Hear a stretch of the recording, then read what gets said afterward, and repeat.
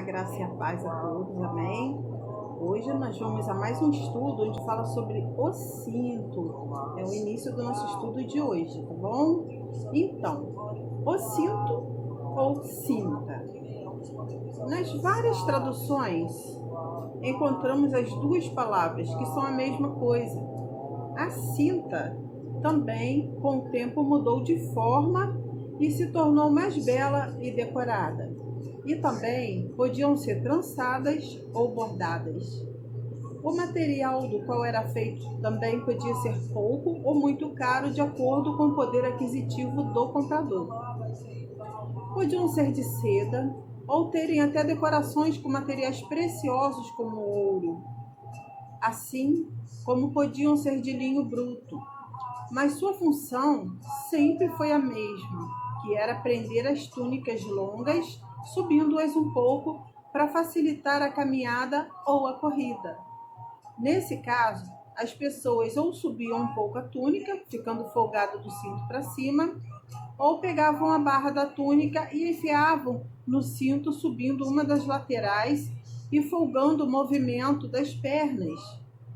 Muitas vezes, uma corda amarrada na cintura substituía o cinto, mas o cinto, feito de pano de saco, 1 Reis, capítulo 20, versículo 32, era sinal de luto, tá? O cinto feito de pano de saco, que é citado em 1 Reis, capítulo 20, versículo 32, era sinal de luto, tá bom?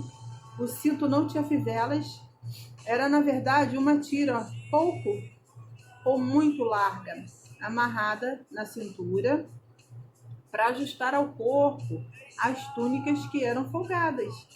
Quando o cinto possuía uma fivela, esta servia somente para decoração e não para prender.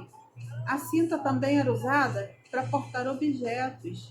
Nela eram colocados punhais, facas, facões, espadas, tinteiros, bolsas de dinheiro, entre outras coisas. Cingir os lombos, expressão muito usada, significa pôr o cinto e preparar-se para alguma atividade, pois o cinto era tirado somente em momentos de folga, como alguém que chega a casa e afrouxa a gravata, entendeu? Quando a pessoa chega em casa, relaxa, afrouxa a gravata, assim também era quando tiravam o cinto. É mais ou menos assim, tá bom? Agora vamos falar sobre chapéus e coberturas para a cabeça. A cobertura mais comum que os judeus usavam servia para proteger a cabeça e a nuca do forte sol do deserto. Constituía-se num lenço quadrado e grande, dobrado em dois, de modo a formar um triângulo, como usamos os lenços atualmente.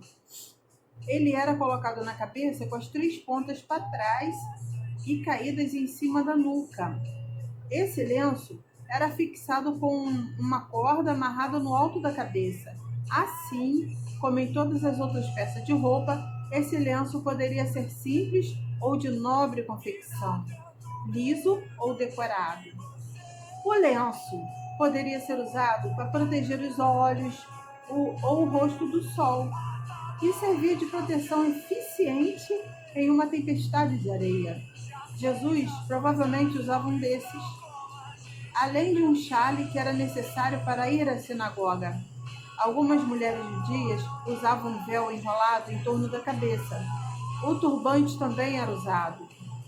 Agora vamos falar sobre calçados. Existiam dois tipos de calçados: os sapatos e as sandálias. As sandálias eram bem simples e parecidas com o que temos hoje. A sola era feita com algum material resistente, tal como o couro, e tinham tiras que se amarravam aos pés e poderiam ser usadas com ou sem meias. Já os sapatos eram semelhantes às nossas botas de cano médio. O couro era macio e geralmente de chacal ou de hiena. Não é preciso mais dizer que também os calçados poderiam ser simples ou sofisticados. Não era permitido calçar um sapato no dia de sábado, pois o seu principal objetivo era as grandes caminhadas ou mesmo viagem. E por ser o sábado dia de descanso, era então proibido o uso de botas nesse dia. Algumas botas tinham um solado grosso e resistente. Nos tempos bíblicos, todas essas coisas eram artesanais, por isso muito valorizadas. Uma indústria não significava automatização, e sim muitos artesãos trabalhando juntos, né? O profeta Amós fala que em seu tempo o povo tinha se tornado tão corrupto que os juízes aceitavam um par de sandálias com suborno em seus julgamentos. Ao se entrar em algum lar, uma pessoa da casa sempre retirava as sandálias do visitante e lavava seus pés. O costume de lavar os pés dos visitantes trazia grande conforto a quem tivesse feito grandes caminhadas e estivesse com os pés doloridos ou feridos, mas também era sinal de reverência. Quando o Senhor lavou os pés dos seus discípulos, fez o papel deste, que deveria ser sempre o servo da casa, ou o menor de todos. Agora vamos falar sobre cremes e óleos hidratantes. Israel é um país quente e seco, e com pouco suprimento de água. Portanto, o perfume era geralmente usado no lugar do banho após o dia de trabalho intenso e cansativo. A maioria das pessoas passavam desodorante pelo corpo ao invés de tomar banho, mas também se perfumavam mesmo quando tomavam banho. O uso do perfume fazia parte dos costumes do povo israelita. Jesus, quando esteve entre nós naquela época, não fez nenhuma proibição quanto ao uso do perfume. Os cremes também eram bastante usados, e não só por mulheres, mas também por homens, para hidratar a pele. Por causa do clima seco e quente, a pele ficava geralmente ressecada, rachada. Para hidratar a pele, se usavam cremes e óleos especiais.